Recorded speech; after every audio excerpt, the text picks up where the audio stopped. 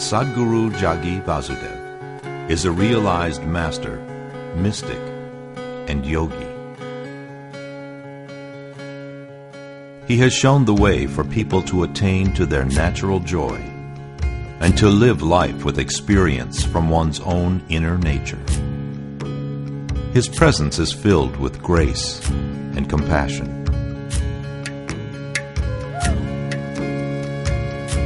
Sadhguru's scientific approach towards spirituality and work towards the upliftment of humanity have received accolades worldwide.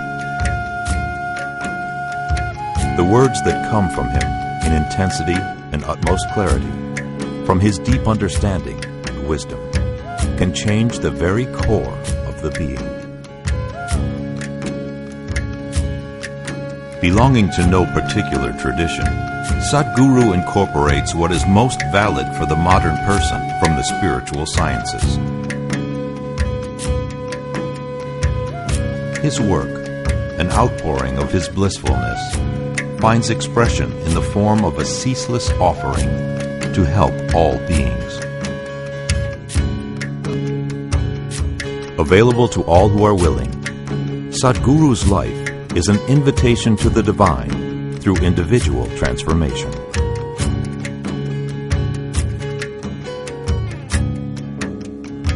Welcome to the silent revolution of self-realization.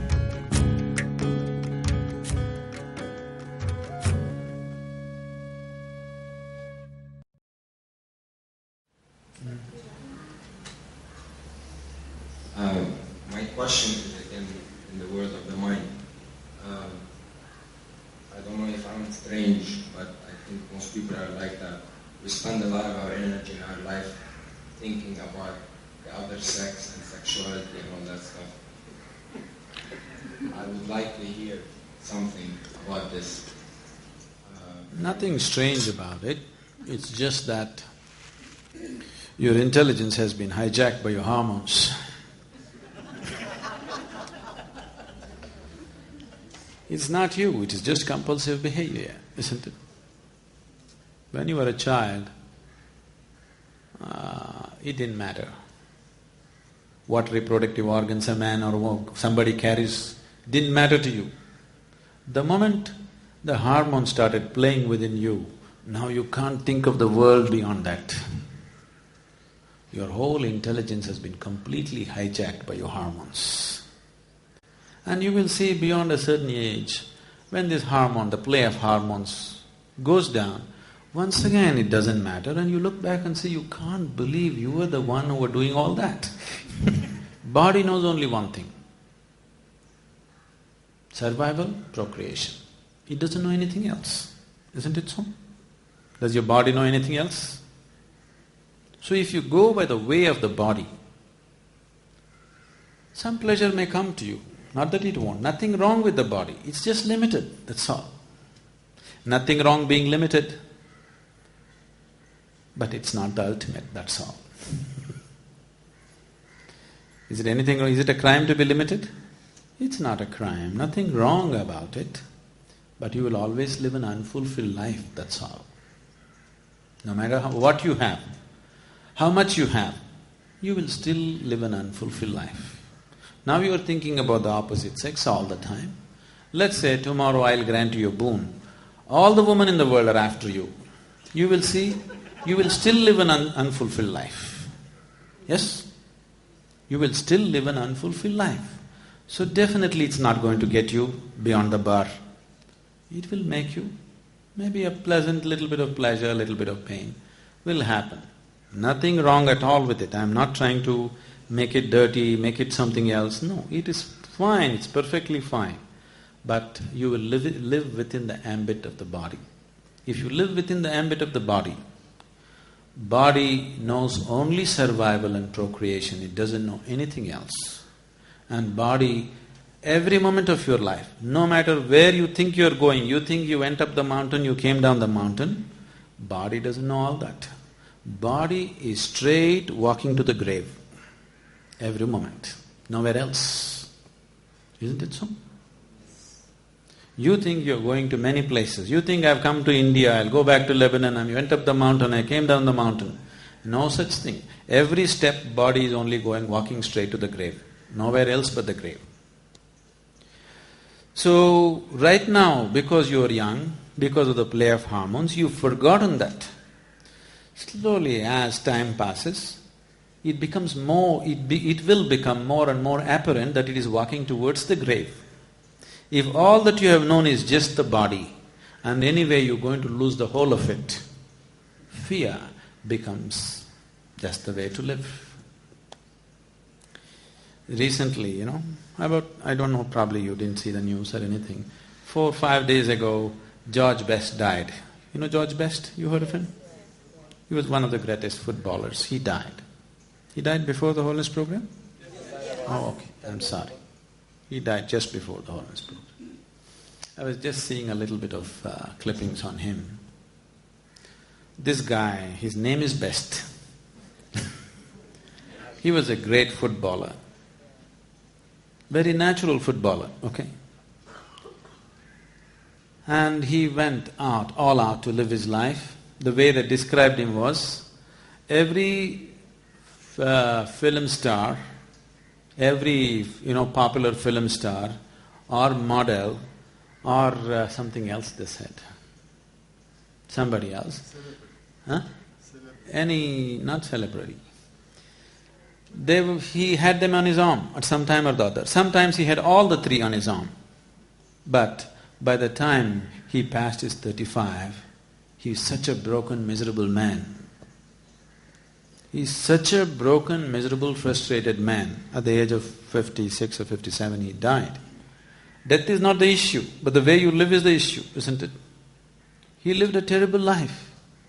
He had everything at him because the way of the body. If you try to make the limited the unlimited, you will suffer. There is no other way. The body's ways are very limited. If you try to make it the everything, you will suffer like anything. So you don't make it all, you bring in a little bit of emotion, a little bit of mind, a little bit of society and try to manage it somehow. But it doesn't matter what you do. If you are sincere with your life, you will see you're still living an unfulfilled life, isn't it? So nothing wrong with the body, nothing wrong with the ways of the body. It is just very limited. It can only play that much role in your life. If you try to stretch it to all your life, you will suffer because you are trying to create falsehood. The truth of life is, body has to play only that much role in your life. Now you are trying to stretch it all over. You will definitely bring suffering to yourself. Suffering will come in a million different ways. People who think they are just perfect, nothing will ever happen to him, such people you will see after some time what will happen to them. Life has its ways to bend you and break you and knead you and grind you in a million different ways. In most unexpected ways it will do it to you. Yes? Have you seen it happening to people around you? So, nothing wrong with your hormones, but it's compulsive. Once you live a compulsive life, you're living the life of a slave, isn't it? Yes? Do you want to be a slave? Something within you never wants to be a slave, isn't it so? There is something within you which cannot be a slave. Whether you are a slave to something or somebody or whatever. But once you are a slave, unknowingly, slowly you will become a long face. When you were a child, you were like this, because there was not so much slavery. Slowly, as different kind of compulsions take over, without knowing why, everything is going on fine with your life. Your business is going fine, your family is good, you have good relationships, you are making money, everything. But slowly, face is becoming longer and longer. You're doing desperate acts to be happy. As people get richer and older, you will see they start doing more and more desperate things to be happy. Isn't it so? Yes? Huh?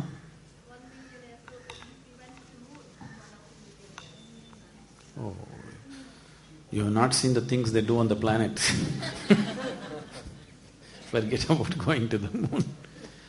So, the more desperation comes because you're trying to make a small aspect of your life everything. It'll not work. And today especially, the culture is becoming like this, especially the Western cultures have made body into everything. Suffering is untold, please see, for no reason they're suffering. Everything is well. Physically, everything is well. You can't think of more arrangement physically. Everything is well arranged. Healthcare, insurance, cars, everybody's got everything to do, but people are suffering immensely, where almost every second, third person is on some kind of medication just to maintain mental balance. That's not joy. Yes? Where you have to take a tablet every day to remain sane is not joyfulness, isn't it? Definitely you're on the verge of breaking down every day because you made a small aspect of your life the whole of life. That's all. Life is just taking its toll, nothing else. So don't go that way. Everything has to play that much role in your life, that's all. If you try to make it the whole, it'll not work. Please spread it around, don't give it in one place. Sadhguru, yesterday you were talking about we all came from nothing to this, nothing to something. Because there is something, nothing, something happened. And you are also talking about creative forces like creative force, maintenance force, and destructive force. And you gave a nice analogy of electron, proton, and neutron. And all these three forces you said, Brahma, Vishnu, Maheshwara. Then when you connect these things, like quantum mechanics or whatever, it makes sense. Yes, this is true. It appears to be true. But when we hear the stories, this Shiva and somebody is sending something to do, and Shiva is practicing this yoga, and I'm lost because up to that part I'm okay. Yes, this makes sense. But what are all these stories? It's history, it's not stories. See, because you have distorted the image of Shiva in your mind, you got a problem. He was just a yogi. In yoga, Shiva is not seen as a god. He is seen as the first yogi, Adi Yogi. Do you have one of the t-shirts, Adi Yogi? Nobody has? Please listen. Now, suppose, for example, just 60 years ago, Mahatma Gandhi was here. Mahatma Gandhi is a man, isn't it? But never before in the world, another country or another man has managed this, that they were managed to send the conquerors out of their country without killing them or threatening them or blowing them to bits or whatever. Just peaceful satyagraha. Have you ever heard of such a nonsense? Now I'm telling you, you are very close to history. So you believe because your father is telling the story. I'm telling you, after 1,000 years, if somebody tells the story of Mahatma Gandhi, it's all pure nonsense. Till now we are okay, but now you're talking such nonsense, we won't believe you, they will say. Yes or no? Already people don't believe. Do you know this? Just one generation has passed. Already a lot of people don't believe it. They think the whole thing was just nonsense. How can it happen like that? But it actually happened. Millions and millions of people have witnessed it with their eyes, isn't it? Even when they were beaten, when their skulls were cracked, they didn't hit back, they just stood there. People witnessed this, isn't it? Yes or no? But I'm telling you, after 500 years, 1,000 years, if you tell this story, nobody is going to believe it. I told you, this is a dialectical culture. People express everything in the form of stories, everything in the form of symbolism, because that's the nearest way they can bring you to understanding. Now, you're trying to dissect two things at the same time with the same knife. It doesn't work like that. It doesn't work like that. That is a different aspect. This is a different aspect. This needs to be seen and experienced one way. That needs to be seen and experienced in a different way. What is ultimate and what is immediate is very different. When you talk about the ultimate, it's a different dimension. When you talk about the immediate reality, it's a different dimension altogether. So if you don't know the distinction, it is not a question of confusion, it is just total misunderstanding of life. Just because you have a little intellect, you think it is capable of grasping everything? It is not so. Let me tell you a story. Now you think you're very logical. Let me tell you the predicament of the person who is known as the father of modern logic. Do you know who he is? Then what's the point of your logic? You know who is the father of modern logic? Aristotle, you know. Aristotle is known as the father of modern logic. His logic is just perfect. His logic is like this, you will like this. What's your name? Huh? Aristotle? Oh, you also carry Shiva's name. Aristotle's logic is like this. A can only be A. A cannot be B. B can only be B. B cannot be A. Did we go through this? No?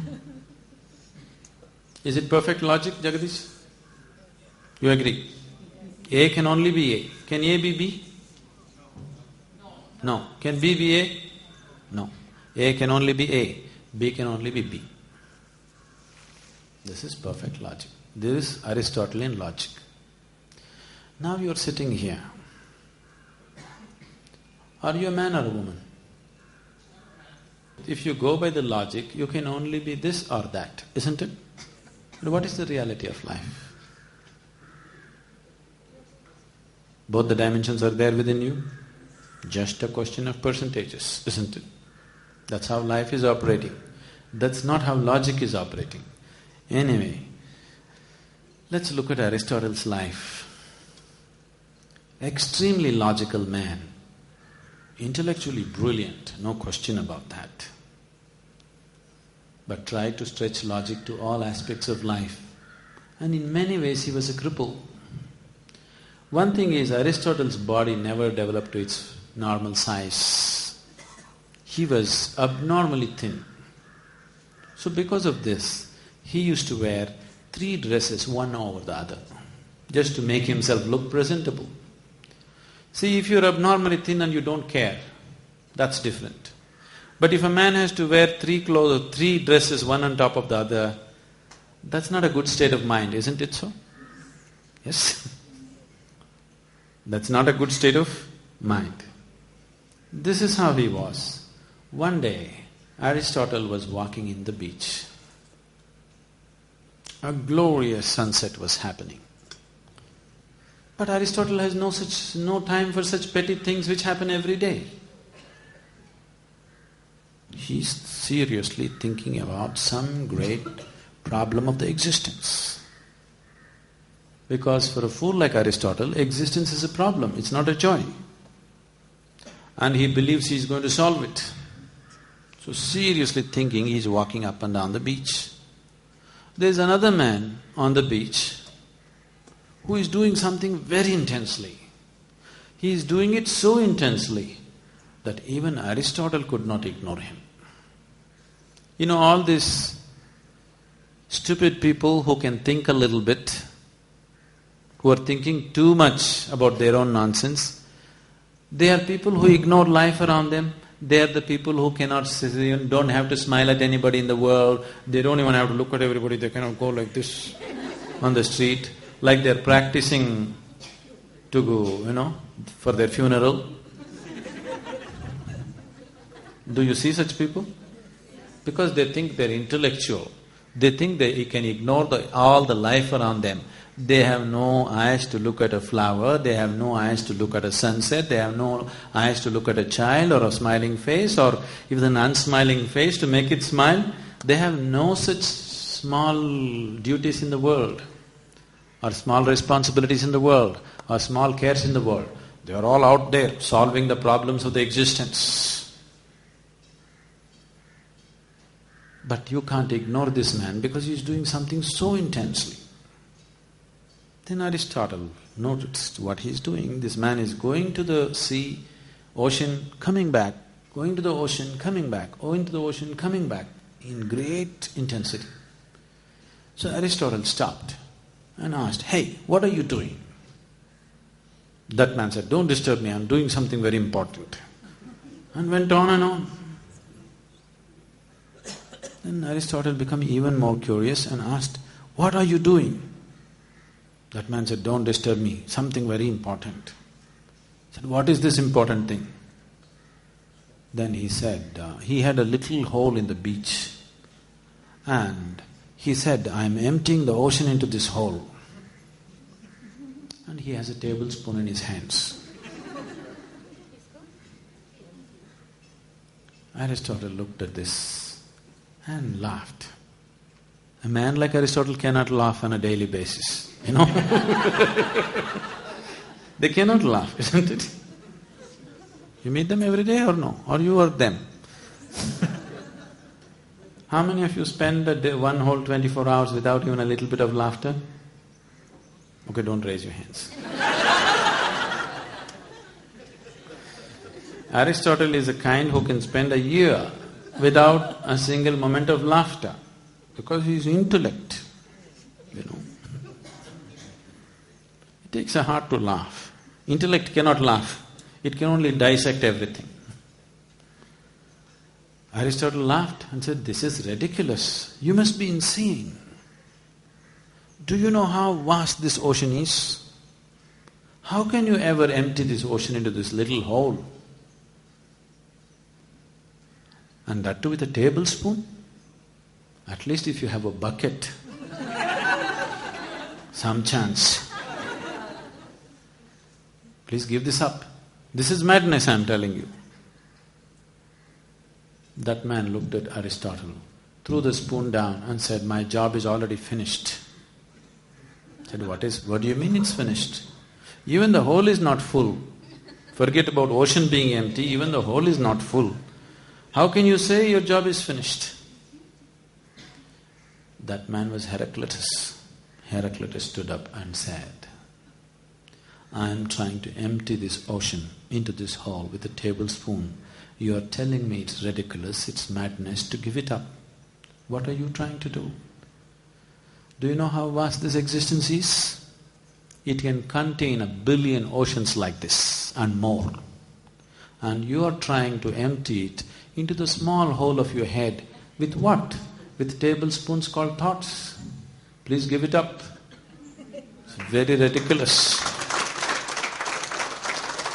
Because if you want to know the experiential dimensions of life, you will never know it with your petty thought.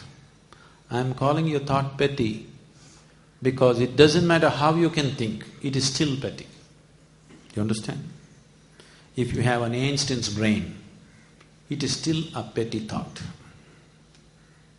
Because thought cannot be bigger than that. Thought can only be logical, functioning between two polarities. That's too small. If you want to know life in its immensity, you need something more than your thoughts, something more than your logic, something more than your intellect. Only if you open up that dimension, you will taste life in its larger proportion. Otherwise, you will know only the physicality of life. With thought, you will not penetrate anything other than the physical. You can know the physical. You can use the physical. Because the world has given so much significance to Aristotle and his tribe, all the sciences have developed in the physical dimension. With this, much comfort has come, much convenience has come. I know you're all too thrilled about what your computer can do, what your internet can do, but it's not done anything to your life if you really look at it. Yes? It's brought comfort and convenience. Greed, endless greed, but it has not brought any joy to you ultimately. It is not taken you to any higher dimension of experience or existence. You are in the same place. Instead of riding a bullock cart, maybe you're… where's that Mercedes man? Okay. Maybe you're driving a Mercedes or dreaming a Mercedes, whichever way. But still only moving from point A to point B, isn't it? You have not gone to another point.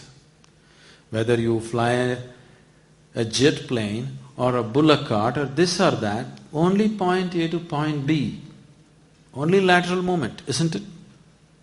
Even if you take a spacecraft, still point A to point B, no new dimension has occurred to you, in spite of all this exploration, because the instruments of exploration that you are using are too limited, that's all. I appreciate the enthusiasm, but the instruments of exploration are just logical and intellectual, so there is no way you will touch any other dimension of life. It's not possible. It's like you're trying to go to the moon with a bullock cart. It doesn't matter how hard you beat the bulls, it's not going to get there. It's not going to get there. If you beat the bulls really hard, maybe we can climb the mountain on a bullock cart, but you can't go to the moon. Do you still believe you can? Try hard.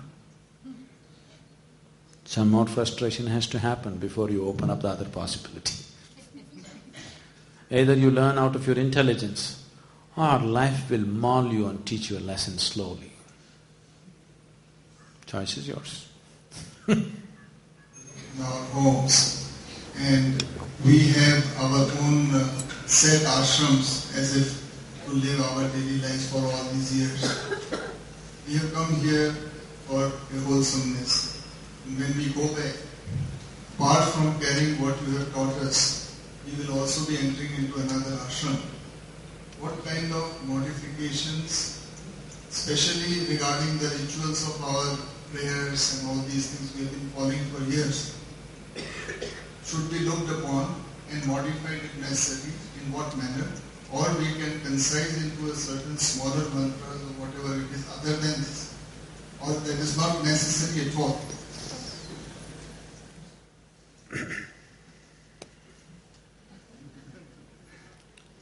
How can I tell you how to run the various other ashrams?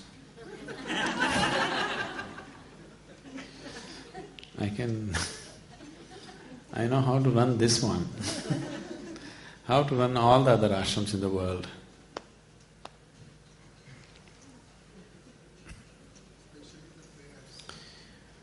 So, about the rituals that you're doing,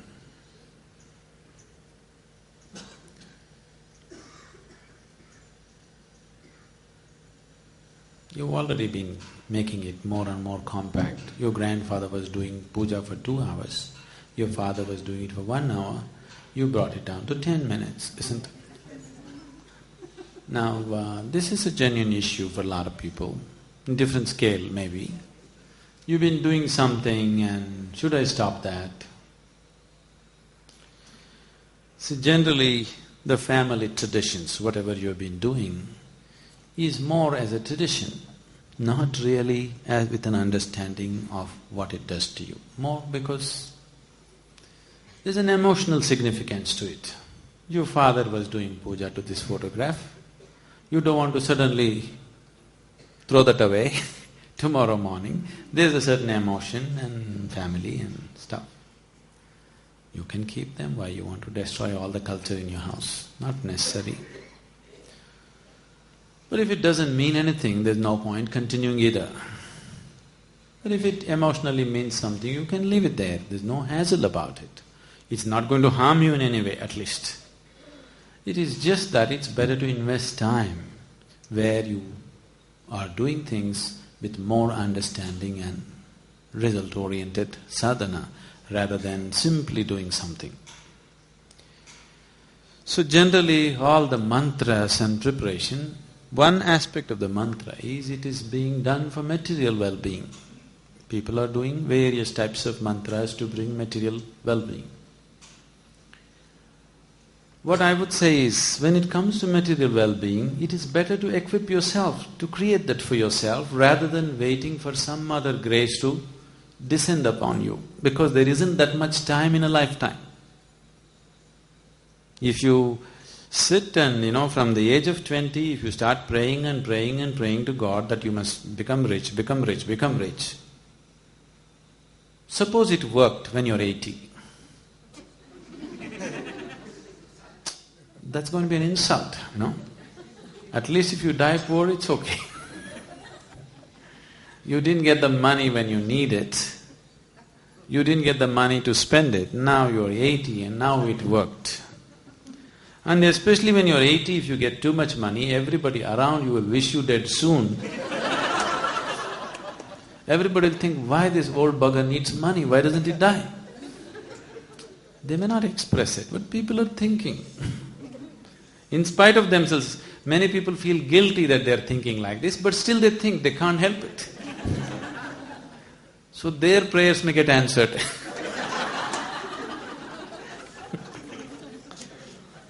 Yes. After all, their prayer also has power, isn't it? So…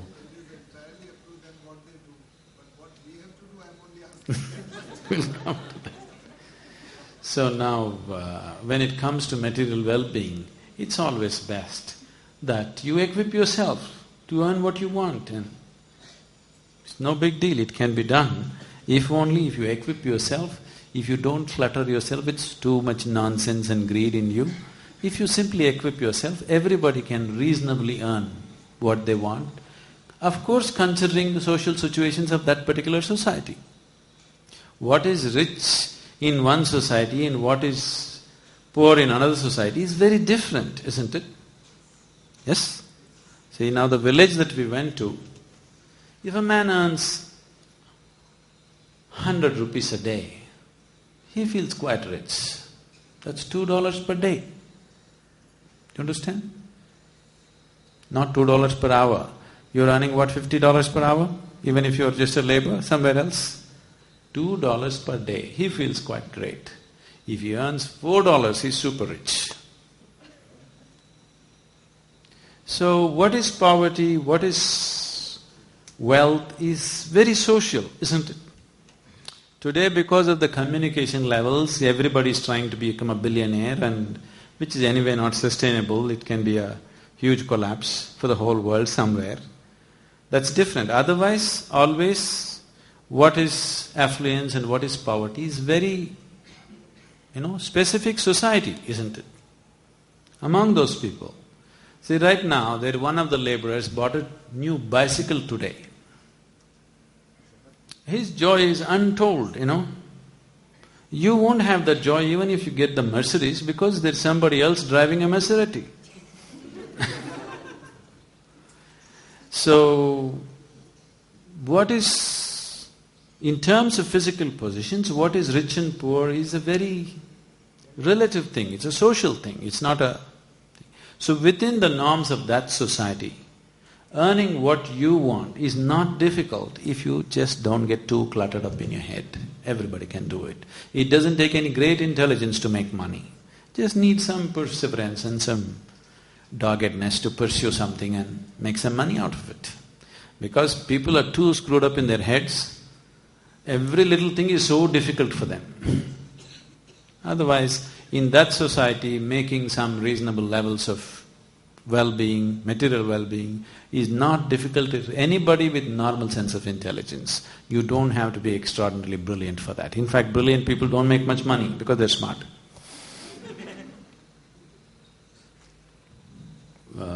Irene was asking about my travels. I said I travel everywhere in the world without even $1 in my pocket. I don't have a single dollar in my pocket. I go to any part of the world without any problem. And I've been having a credit card that somebody got me. In the last 6 years, I have not used it even once. It never occurred to me that I must get into credit, nor the requirement came. Always something will happen around me, So, isn't it very smart to live without money?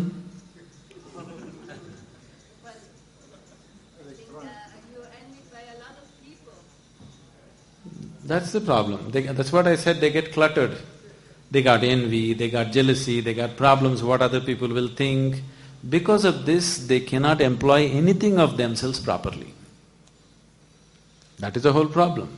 Now when you have no sense of envy, no sense of jealousy, no sense of comparing yourself with somebody else, you will use everything that you have properly and what has to happen around you will happen according to your capability, that's all. And everybody has enough capability to earn what is necessary for him. He doesn't have to go through big circus to do it. With reasonable circus, he can do it. You are investing your whole lifetime to make a living. What's the point? Yes? Most people are investing their whole lifetime just for their material well-being, isn't it so? Dying to live, this is called. You don't want answers, only questions? So, if it comes to material well-being, please just use your brains and your body, it'll happen. And the practices that you have started definitely will enhance your ability to use both your body and mind in a big way, in a very big way. I would say 25–30% of your time in a day if you spend, you must be able to earn sufficiently to live well. Rest of the time, you must focus on other dimensions of your life. That's how life should be. In 24 hours, if you work for 4 hours or 5 hours, you must earn enough money to live well, actually. There's no need to spend 18 hours just trying to earn money, If you're doing something else that you care to do, that's different. You work 24 hours a day. That's a different thing. So if it's money and material thing, not necessary to invoke gods, If you're doing it for your spiritual well-being, if you're worshipping gods for spiritual well-being, then you must understand it is only a preparatory step. It can never be the whole thing. Whatever gods you pray to for your spiritual well-being, it is only a preparatory step for you unless you're willing to walk the path of devotion 100%. Devotion is the quickest way to get there. But today, the way you have become, with the intellect being brought forth to this level, you cannot be a devotee. Isn't it, Anki? Huh? Let me come to this. The word devotion means dissolution. The word devotion comes from the root word dissolution. When we say a devotee has no agenda of his own. His only objective is to dissolve into his object of devotion. That's all. He is not thinking of living well. He is not thinking of becoming rich. He is not thinking of going to heaven. Let's say he's a devotee of Shiva, means he just wants to merge, he wants to die into Shiva. That's all he knows. Are you like that? No. For you, devotion is a currency. Devotion is a currency for easier life, isn't it? Look at the prayers in the world. 99% of the prayers are just about adu kudupa, idu kudupa, kapattupa. That means, give me this, give me that, save me, protect me. Isn't it so? This is not devotion, this is a deal. This is not devotion, you're trying to make a deal, a stupid deal. So, if you really want to become a devotee and you want to attain to the ultimate through devotion, then you have no agenda for yourself.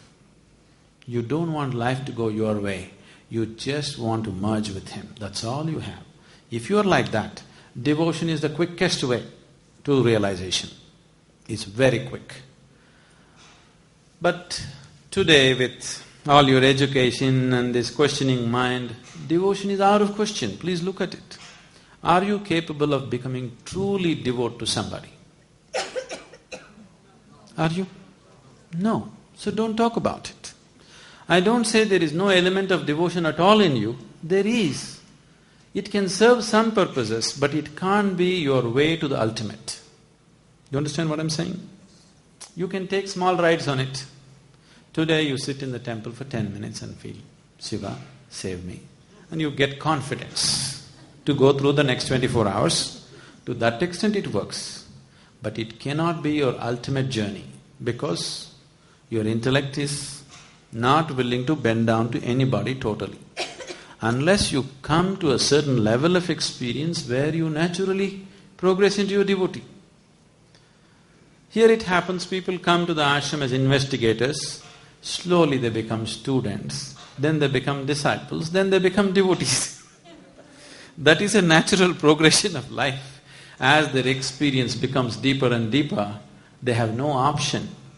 They're too overwhelmed with what's happening here, then they can't help bowing down completely. Just bowing down, touching somebody's feet is not devotion. You're bending down because there's going to be a benefit. Yes, somebody has told you if you get blessings from somebody, some guru, things will happen well, your business will work well, your children will be healthy, something else will happen. So you bend down, it's okay, you get that also. To that extent devotion works for you, but not as an ultimate vehicle to take you beyond. So you have to use other things that you have. You are right now enjoying the circus of the intellect. You like it. If you think up something, you feel great. Yes? What you think up is nothing new because it's always there in nature. If you just had eyes to see, every damn thing that you discover has already been there, isn't it? Yes. Suppose you discover something today, you get very thrilled, isn't it? You spend your life, your whole lifetime just under that thrill. But what you don't understand is, whatever the great discovery that you have done, the very earth that you walk on knows it. What you call as, we call it mud, but in other countries, in America, they call it dirt. Dirt knows better than your brains. Yes or no? Everything that you know, the planet already knows, isn't it? Everything that you reinvent, the planet already knows. So there's no big deal about that, but you're thrilled with the circus of the intellect. So if you're thrilled with that, let's use the intellect. That's why we would have, if you are more of emotion than intellect, or if you are more of body than intellect, or if you're more of energy than intellect, we would have structured this program in a different way. Because you're more of intellect and less of other things, that is why so much talking is happening. If you were more energy, I would have just clapped and sat here and the rest would happen. I don't have to go on talking. But you like words. You like the circus of the intellect. So I'm putting you through the circus, a little better circus than you know, that's all. Yes or no? So, it's better you use the other faculties also now, because devotion is unavailable to you. Not because devotion is bad, devotion is the quickest way. It has always been and it always will be. But you have to remove yourself, you have to uproot yourself, only then it works. Otherwise it doesn't work. But today, because intellect has developed and a certain prominence and identification has come to the intellect, you can't brush it aside. Nobody can brush their intellect aside. Can you? Can you just brush your intellect aside and just surrender to me right now? You cannot do it. If you say that, you're big bullshit, I know that. I've seen too much life to know such things, believe such things, So, every other day people are coming, Sadhguru, I'm offering my life to you. Oh, okay. Let's wait till tomorrow morning. Every day somebody is offering their life to me, millions of people, but it's only a few who really manage that. They are different.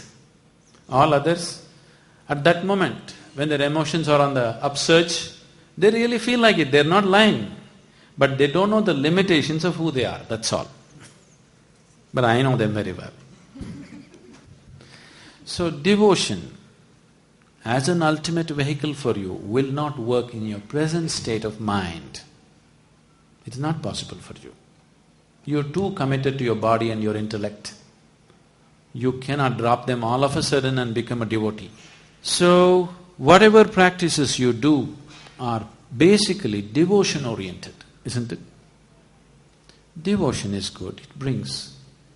Devotion as an act is vulgar. Devotion as a way of life is wonderful. So, if you go devotion, you have to see whether you have it or not in you, whether it's something that works for you. It doesn't work because you're thinking. Thinking people cannot be devout. So instead of that, it's better you develop little reverence to life around you.